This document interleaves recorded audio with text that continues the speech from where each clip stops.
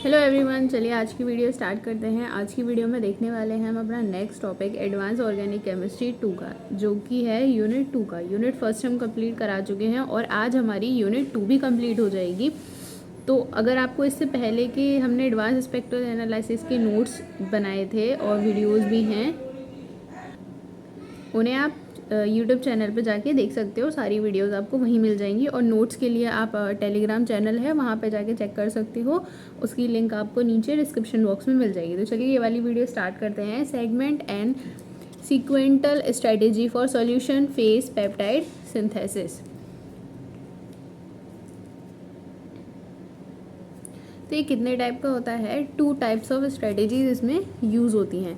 First है हमारी सिक्वेंटियल, जिसको हम स्टेप वाइज भी बोलते हैं या फिर लीनियर भी बोलते हैं, और दूसरा है हमारा सेगमेंट, जिसको हम क्या बोलते हैं? कन्वर्जेंट।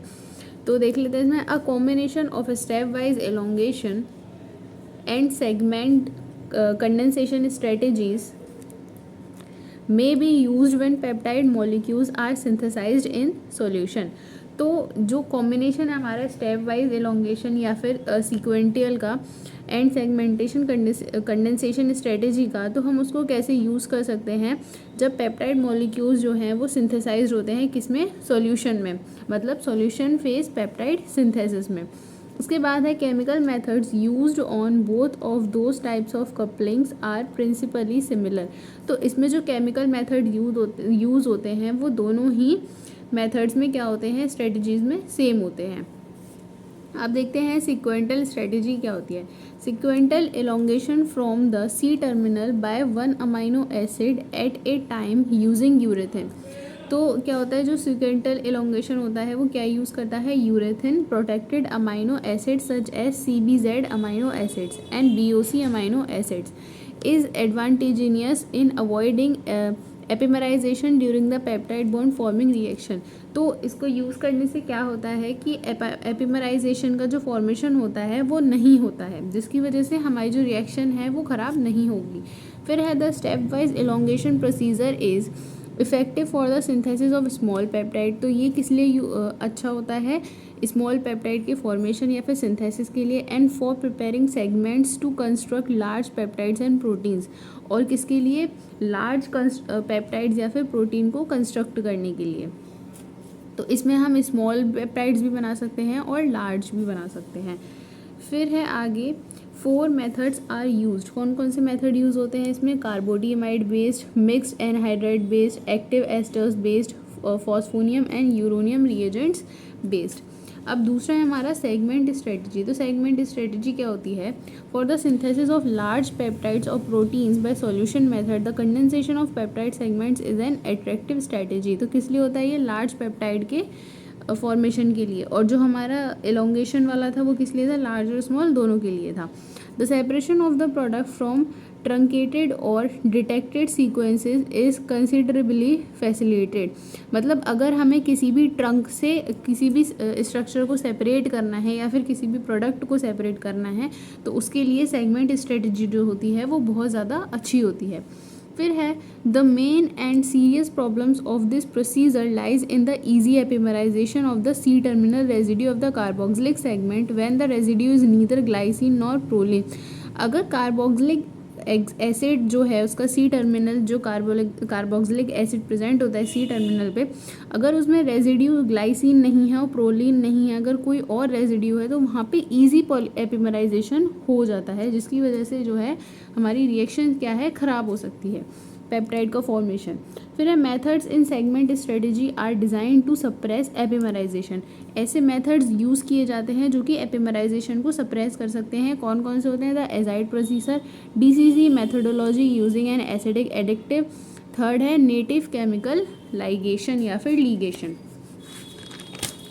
नेक्स्ट देखते हैं solution phase and solid phase में क्या डिफरेंस होता है। तो सॉल्यूशन फेज जो होता है उसमें साइड चेन प्रोटेक्टिंग ग्रुप्स होते हैं और side chain protecting group for all amino acid. मतलब सॉलिड फेज जो होता है वो ऑल अमाइनो एसिड के लिए हम इसमें side chain protecting group use कर सकते हैं, लेकिन सॉल्यूशन फेज में क्या होता है?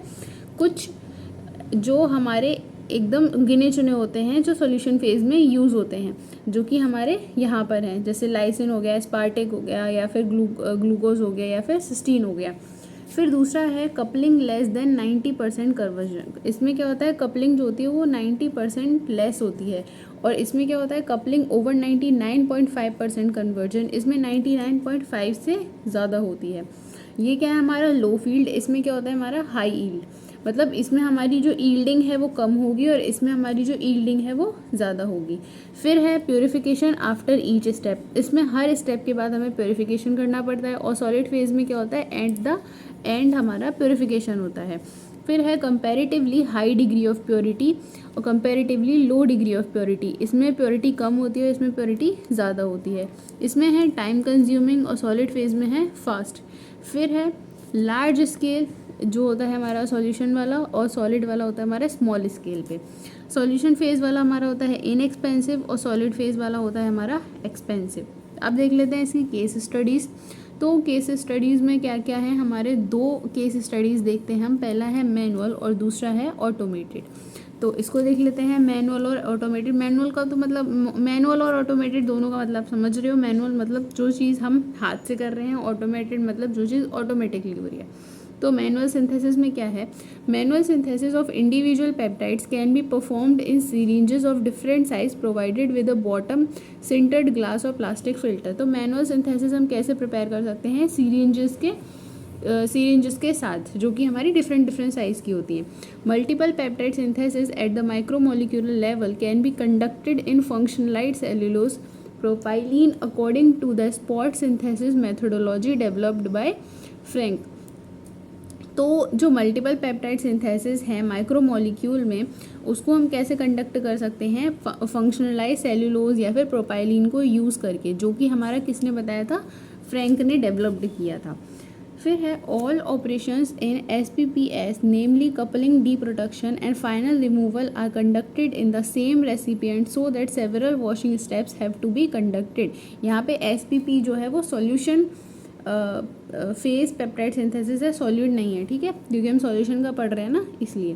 फिर reagents are used in large excess to speed up the reaction and device it to completion. यहाँ पे जो रिएजेंट्स हैं वो लार्ज स्केल पे यूज़ होते हैं, किस लिए, हमारी जो भी रिएक्शन है उसको स्पीड अप करने के लिए। फिर है ऑटोमेटेड सिंथेसिस में क्या होता है, this system is important for the reproducibility of results and the validation of the process. Automated SPPS is expensive. तो जो ऑटोमेटेड SPPS होता है वो क्या होता है, एक्सपेंसिव होता है थोड़ा सा मैनुअली के कंपैरिजन में। इसके एग्जांपल देख लेते हैं। तो एग्जाम्पल में है FMOC या TBUT जिसको बोलते हैं, एंड TBOC या फिर BZL जिसको बोलते हैं।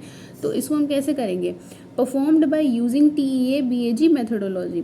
Up to 400 peptides of 20 residue और less can be synthesized at the same time. तो इसमें हम कितने जो पेप्टाइड्स हैं वो बना सकते हैं, 400 peptides at a same time. SPPS has been successfully employed to construct peptide libraries. तो जो SPPS है वो क्या है, पेप्टाइड की लाइब्रेरीज़ को बनाने में बहुत अच्छे से सक्सेसफुल हुआ। लाइब्रेरीज़ मतलब पेप्टाइड्स के काफ़ी सारे फॉर्म्स बनाने में।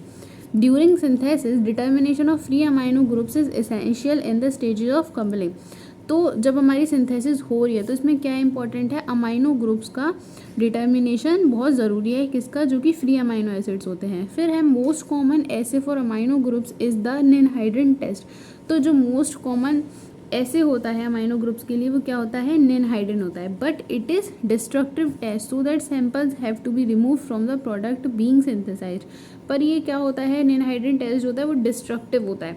तो इसके लिए क्या सोल्यूशन है, non destructive test are also use. तो इसमें क्या होता है, नॉन डिस्ट्रक्टिव टेस्ट जो है उनको यूज़ करते हैं, जैसे कि क्या हो गया हमारा ब्रोमोफिनॉल ब्लू या फिर picric acid, but are not commonly use because of their lesser sensitivity and reproducibility. तो इसमें क्या होता है, ये ज़्यादा कम सेंसिटिव होते हैं और क्या होते हैं, रिप्रोड्यूसिबल जो होते हैं वो कम होते हैं, इसलिए इनको कम यूज़ किया जाता है। फिर है separation is based on hydrophobicity and mobile phase gradients are used with polar solvent such as acetonitrile. तो इसमें जो सेपरेशन होता है हाइड्रोफोबिसिटी के बेस पे, इसमें हम क्या यूज़ करते हैं, और मोबाइल फेज जो ग्रेडियंट्स होते हैं तो वो किसके संग हमारे यूज़ किए जाते हैं, पोलर सॉल्वेंट्स के संग, जैसे कि हमारा क्या हो गया एसीटोनाइट्राइल। फिर है it is extremely rapid and hundreds of samples can be analyse sequentially over extremely small amounts of peptide. तो ये क्या होता है हमारा बहुत ज़्यादा रैपिड होता है, मतलब बहुत ही जल्दी हो जाता है। फिर है होंगस्टन्स टी बैग प्रोसीजर, यही प्रोसीजर हमारा चल रहा है, ठीक है, लेकिन इसका नाम क्या है, होंगस्टन टी बैग प्रोसीजर। तो इसमें सबसे पहले क्या होता है, manual approach to parallel synthesis. इसमें क्या करनी है हमको, पैरेलल सिंथेसिस करनी है जो कि हमारी मैनुअली होती है। फिर है this procedure is use to for parallel synthesis of more than 150 peptides. ये किस लिए यूज़ किया जा रहा है, 150 पेप्टाइड्स के लिए यूज़ किया जा रहा है। The polymeric support resin is sealed in polypropylene meshed containers and each tea bag is labelled. तो इसमें क्या होता है, पॉलीमेरिक सपोर्ट रेजिन जो होता है उसको सील्ड किया जाता है पॉलीप्रोपाइलिन मैश्ड कंटेनर से, जिसमें कि ईच टी बैग जो क्या होता है उसको लेबल्ड किया जाता है। फिर टी बैग हम यूज़ कर ही रहे हैं। उसके बाद है placed in poly ethylene bottles. फिर जो टी बैग्स हैं उसको हम किस में हैंग कर देंगे, पॉलीथाइलिन बॉटल्स में, जिसमें हमारा पॉलीथाइलिन प्रेजेंट होगा। फिर first amino acid is acid added to resin, a different amino acid to each bottle used. फिर हम इसमें क्या करेंगे, फर्स्ट अमाइनो एसिड जो है वो रेजिन में यूज़ करेंगे। कौन सी रेजिन में, जो हमने ऊपर पॉलीमेरिक सपोर्ट रेजिन यूज़ किया था उसमें। इसमें हर बॉटल में अलग अलग अमाइनो एसिड जो है वो यूज़ होंगे, मतलब ईच अमाइनो एसिड जो सब में यूज़ होगा। फिर है tea bags from every bottle are now combined in the one vessel for deprotection and washing.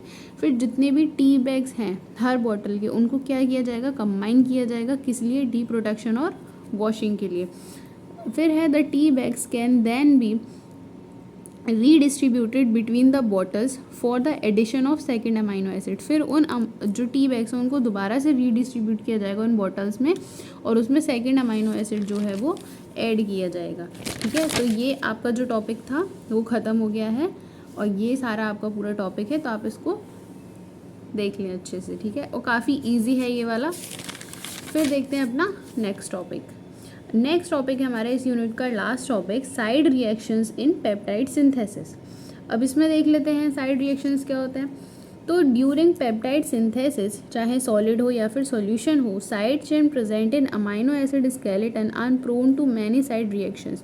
तो जो साइड रिएक्शंस होती हैं वो किस लिए प्रेजेंट होती हैं, ताकि हम उनसे काफ़ी सारी रिएक्शंस जो हैं वो कर सकते हैं, either due to interaction with the solvent or by an acid or a base during reproduction of the specific groups. फिर है this results in formation of electrophil और अ न्यूक्लियोफिल। तो इससे क्या होता है, इलेक्ट्रोफिल और न्यूक्लियोफिल का फॉर्मेशन होता है, that leads to inactivation of the peptide. इसमें क्या होता है, फिर पेप्टाइड्स का इनएक्टिवेशन होता है बाय फॉर्मिंग रेसिमाइजेशन या फिर साइक्लिक मॉलिक्यूल्स। किसके द्वारा, रेसिमाइजेशन या फिर साइक्लिक मॉलिक्यूल्स जो हैं वो बनते हैं, और में prevent the chain to form peptide bonds further with other amino acid, या फिर जो चेन होती है उसको प्रोटेक्ट करते हैं अदर अमाइनो एसिड के साथ। अब देख लेते हैं इसमें साइड रिएक्शंस होती कौन कौन सी हैं। Side reactions initiated by the proton abstraction, जिसमें आता है हमारा रेसिमाइजेशन, अनडिजायर्ड साइक्लाइजेशन या फिर ओ एसाइलेशन। उसके बाद है side reactions initiated by protonation, जिसमें है रेसिमाइजेशन, अनडिजायर्ड साइक्लाइजेशन, एल्काइलेशन और चेन फ्रेगमेंटेशन। फिर है side reactions due to over activation, और लास्ट है side reactions related to individual amino acid residue.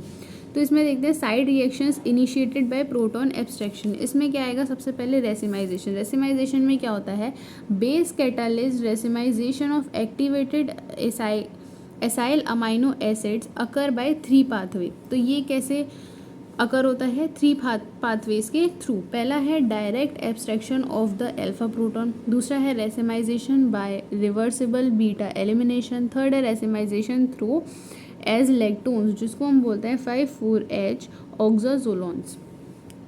तो पहला देख लेते हैं direct abstraction of the alpha proton. इसमें क्या है, dominant pathway only in very special cases such as the rapid racemization of derivatives of phenyl glycine, an amino acid which is not a constituent of protein although it occurs in microbial peptides. ये इसकी reactions हैं, ठीक है। फिर दूसरा देख लेते हैं, racemization via reversible beta elimination. इसमें क्या है, examples for racemization through reversible beta elimination are derivative of S benzyl cysteine and beta cyanoalanine. तो इसके एग्जाम्पल क्या हैं, एस बेंजाइल सिस्टीन और बीटा साइनो एलेनिन। फिर है हमारा C, racemization through azlactones. इसमें क्या है, acidic proton can be abstracted easily by bases from the chiral center due to resonance stabilization of the carbanium generated in the process। तो इसमें जो acidic proton होते हैं वो एब्स्ट्रैक्टेड हो सकते हैं इजीली, किसके द्वारा, बेसिस के द्वारा। किसमें, फ्रॉम द कायरल सेंटर में, due to resonance stabilization, resonance stabilization के द्वारा, of the carbonium generated in the process, ठीक है। ये इसकी रिएक्शन है। फिर दूसरा है हमारा साइक्लाइजेशन। अब साइक्लाइजेशन देख लेते हैं, dipeptide esters readily cyclize to form diketopiperazines. Ring closure can take place spontaneously because the thermodynamic stability of the six-membered ring overcomes the energy barrier in the formation of a cis peptide bond, but the reaction is accelerated by bases, for example ammonia। उसके बाद next है हमारा O acylation। O acylation occurs in coupling reactions mediated by carbonyl deimidazole because the imidazole liberated in the process act as proton abstractor, ठीक है। फिर इसका ये हमारा क्या हो गया, रिएक्शन हो गया। अब है side reaction initiated by protonation. तो इसमें सबसे पहले क्या था हमारा, रेसिमाइजेशन। इसमें है acid catalysed racemisation of amino acid derivatives probably involves protonation of the carbonyl oxygen followed by enolization। ये रिएक्शंस वगैरह जो हैं, थ्योरी जो है वो आपको नोट्स में देखने को मिल जाएंगी, तो आप वहाँ देख सकते हैं, ठीक है। इसीलिए मैं रिएक्शंस जो है वो नहीं दिखा रही हूँ। फिर दूसरा है अनडिजायर्ड साइक्लाइजेशन। इसमें क्या होगा, protonation of beta benzyl aspartyl peptides protons, their cyclization similar to proton abstraction, ठीक है। ये हमारा पूरा रिएक्शन का थ्योरी है, तो ये आप देख लीजिएगा। फिर अगला देखते हैं, हमारा अगला क्या है, एल्काइलेशन। तो एल्काइलेशन में क्या होगा, acidolytic removal of protecting groups is based on the formation of stable carbocation. तो एसिडोलाइटिक रिमूवल किस पे बेस्ड होगा हमारा, स्टेबल कार्बोकेटाइंस पे। और कार्बोकेटाइंस हम ऑलरेडी पढ़ चुके हैं फर्स्ट सेमेस्टर में, ठीक है। Carbocation react with solvent molecule, ये जो थ्योरी है आप इसकी देख, ये थ्योरी है इसकी पूरी रिएक्शन की, ठीक है। अब देखते हैं दूसरा, chain fragmentation. Under the influence of strong acids an acyl group attach to the nitrogen atom of a serine residue migrates to its hydroxyl oxygen such as N converts into O shift take place also when the acyl group is a part of a peptide chain। तो इसमें क्या होगा, हमारी chain में जो N substitute होगा वो O में शिफ्ट हो जाएगा under the influence of strong acids, ठीक है। नेक्स्ट आता है हमारा side reactions due to over activation. Intermediate generated in the addition of carboxylic acids to carbodiimides are over reacted. तो इसमें क्या होता है, इंटरमीडिएट जनरेट जो होते हैं in addition of the carboxylic acid, तो इसमें कार्बोडीएमाइड जो होते हैं उनको क्या बोलते हैं, ओवर एक्टिवेटेड बोलते हैं। फिर है the O acylisourea intermediates give rise to symmetrical anhydrides. तो जो ओ एसाइलोसूरिया होता है वो क्या करता है, सिमेट्रिकल एनहाइड्राइड्स को, इंटरमीडिएट को राइज करता है। And as lactones and react also with the weak but intermolecular nucleophilic center within the urea moiety. और जो एज लैक्टोन्स होता है वो क्या करता है, रिएक्ट करता है, और जो इसके साथ साथ ही वीक भी होता है, लेकिन इंट्रामोलिकुलर न्यूक्लियोफिलिक सेंटर्स को क्या करता है, ये यूरिया मोइटी प्रोवाइड करता है। ये इसका पूरा रिएक्शन है, ठीक है। यहाँ पे हमारे 3 प्रोडक्ट जो हैं वो हमें मिल रहे हैं, एक है एनहाइड्राइड, फिर हमारा एज लैक्टोन्स, और उसके बाद हमारा इंटरमोलिकुलर न्यूक्लियोफिल।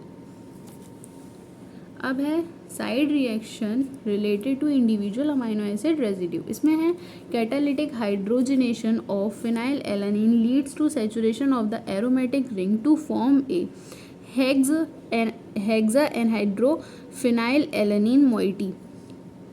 तो ये किस लिए हमारा यूज़ होता है, हेक्सा हाइड्रोफिनाइल एलानिन मोइटी को फॉर्म करने के लिए। ठीक है, ये इसका हमारा रिएक्शन हो गया।